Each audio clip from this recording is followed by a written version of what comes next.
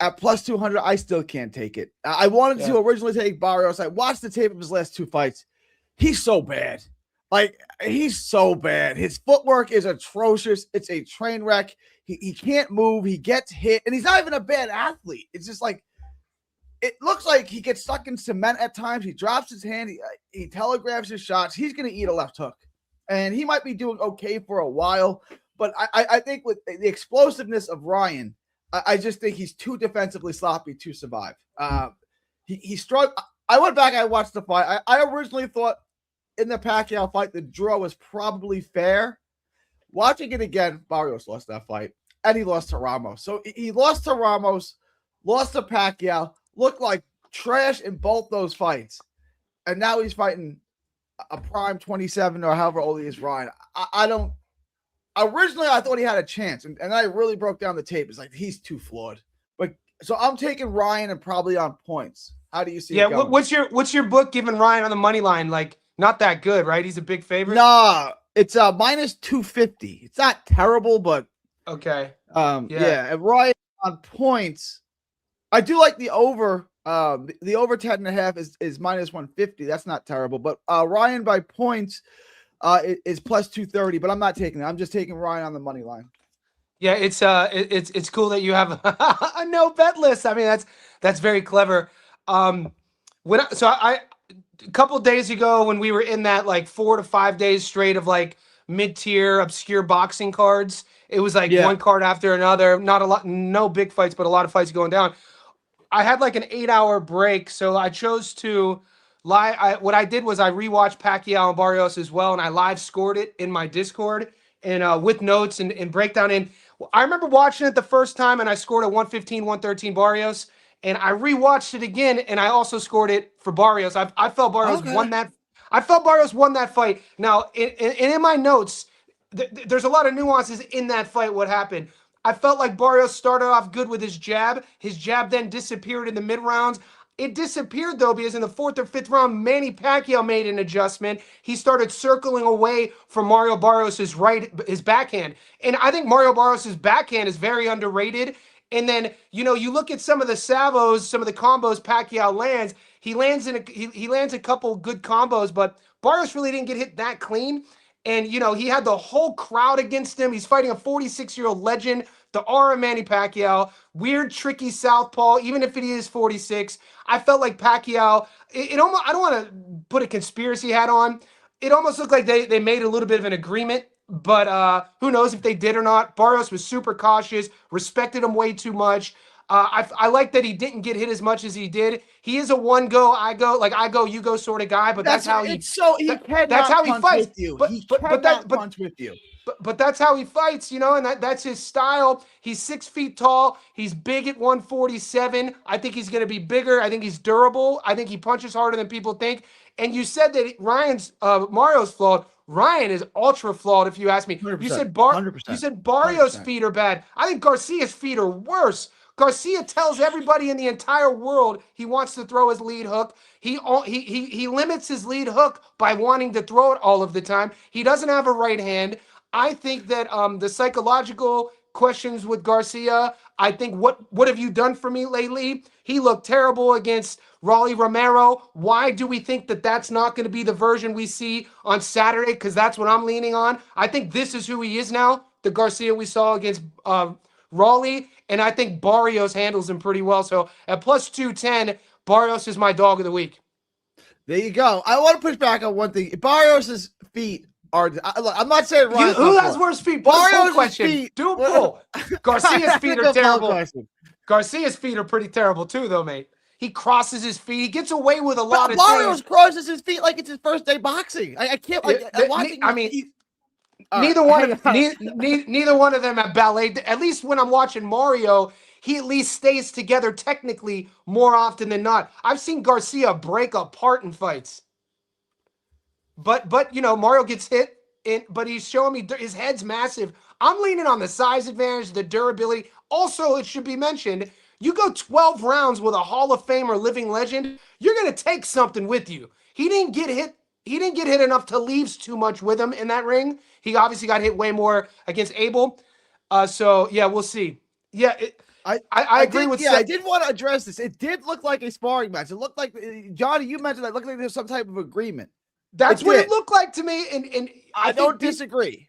And I think people come to our channels, because they know they're not going to get conspiracy theories from us.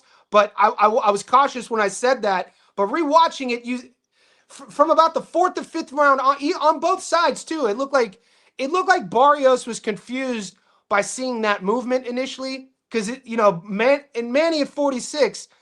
I mean, there's a lot of guys I think he beats that night at 147 pounds. It's not the strongest division. You know what I'm saying?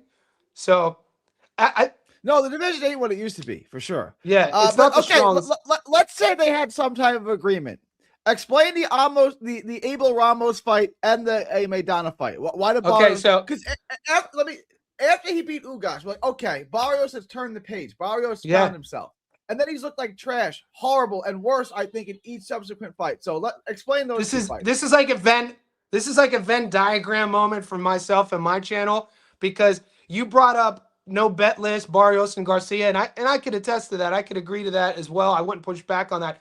But my no bet list, it originated with Abel Ramos versus Omar Figueroa. And so that fight started my no bet list for everyone with the last name Figueroa up until the last fight with Nick Ball. So I'm hoping, and then the Figueroa curse has been lifted on my end, so he's no longer on my no bet list. But because the Abel Ramos Omar fight was so, Omar fought like a dude who just wanted to get brain damage in that fight. Guard down, switching styles, using his head to slip, getting hit with all these hooks. So when Mario fought Abel, Abel kind of puts you in this position to fight his fight. And when you're going against another guy's ego, this is another thing. Boxing, you can get guys to bite on fighting their ego. And Abel knew that was the way, it wasn't a pretty fight. That was on the undercard of Tyson Paul or something. Or I remember watching it. Yeah. And I never rewatched it, and I'm not going to rewatch it. I remember thinking to myself, I can't believe Mario is a champion. I remember thinking that, dude. So two division world champion, two division world champion. And then when I rewatched Pacquiao, I did it with the intent. I was like, I'm not going to rewatch Abel. There's no way I'm rewatching that fight. But I wanted to rewatch Manny to see if the sentiment was true, like to make sure I wasn't just hating on Ryan, because I had just watched the Rawley fight. And I was like, this version of Mario is not that good, but that guy beats the dude who fought Rawley. I think so, and that's what I'm leaning. I think his output, he can outpoint him. He can win from the outside. He can win a points decision. Circle away from the lead hook. Ryan doesn't throw a lot, especially if it's one go, you go. If Mario doesn't, fight with his ego and have a big dick contest and try to hook with the hooker, I think Mario wins a points decision. I really think, and I'm not. I'm going on the record. I'm taking Ryan Garcia to win the fight. So yeah. I'm taking Garcia. I can see him knocking him out. My best bet on this fight is no betting this fight. I am not betting a dime on this fight. Not a penny. Like nothing. And that's wise to say, and that's full transparency. I totally understand. I'm doing, for me, it's a dog play, it's an odds play, it's a value play, and then I think there is a path to victory. It's not like not finding a. I could definitely see a path to victory. I don't think Mario's fight IQ is as bad as people think it is. And also watching, we're getting in the weeds a little bit here with this fight, but watching last night, I was up last night watching all of Ryan's media from the last, we'll say, 72 hours that the Ring Magazine and DAZN has released. DAZN is glazing him like crazy. It's insane. The Ring, though, released a bit. Does Ryan have an agreement with DAZN? Are they like in business? Because it seems to me that every post is about the script of Ryan winning. Ryan is, I know this is going to sound like weird and gay. He's probably the most recognizable face in the sport. Of course. So they're trying to sell the premium, the DAZN premium, on the back of Ryan Garcia. That makes sense. It's my inkling. Yeah. And that's the script. And the reason why this fight is interesting and it's a testament to what we do, I do, you do in our group. My Discord is totally cut in half with this, which is great. I don't like when there's fight weeks when we're all agreeing, because then it's like we need discourse. It's important that we disagree. And so the ones that like Ryan, I mean, obviously the power, the speed, the youth, the lead hook, all the beautiful stuff, the shiny toy parts, right? Ryan has those things that when you're a young kid, if you're like, I didn't get a lot of Christmas gifts as a kid. I'd go to my friends who had a little bit more money. They'd have all the toys. That's Ryan, right? But people are talking about See, Johnny grew up the poorest kid in the rich neighborhood. I grew up the richest kid in the poor neighborhood. No, bro. I didn't go to the rich neighborhood though until I was 14. There was no rich from born till 14. Google Smoky Hollow, Youngstown, Ohio.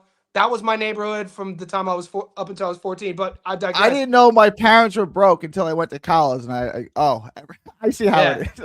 I see how it is. But people are saying that there's certain people in my Discord picking Garcia because of the script. And I'm like, what? The script? What are you talking about? If that were the case, he would have beat he would have beat Raleigh on points. And then he would have been elevated. Then he would have been elevated to full world champion because Raleigh got elevated. But it's okay. So the Ring, I put it on my story. The Ring released this little interview of Ryan talking about a new app yesterday.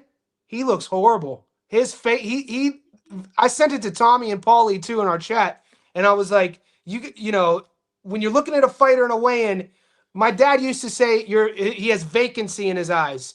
Sometimes that's a bet. When a fighter there's nothing vacant, Ryan does not. I mean, at least go to the Ring's Instagram if you can right now and pull it up. You won't get flagged if you want to see what I'm talking about. He looks like he looks like a guy to me that has cut a lot of weight, that probably didn't cut weight the right way. We know he's training with his father in their living room. Who has he been sparring with? I love the fact that Mario brought in, he stayed with Bob Santos, but he brought in Joe Goosen. I love the sparring Mario's been getting. All of these things matter. Ryan doesn't want to go and be the B-side anywhere. Ryan doesn't want to get beat up in sparring. He doesn't want to be the nail. He only wants to be the hammer. And I think that we saw that against Raleigh. And I think we're going to see more of that. I'm telling you, you're making a pretty convincing argument. That's what I'm saying.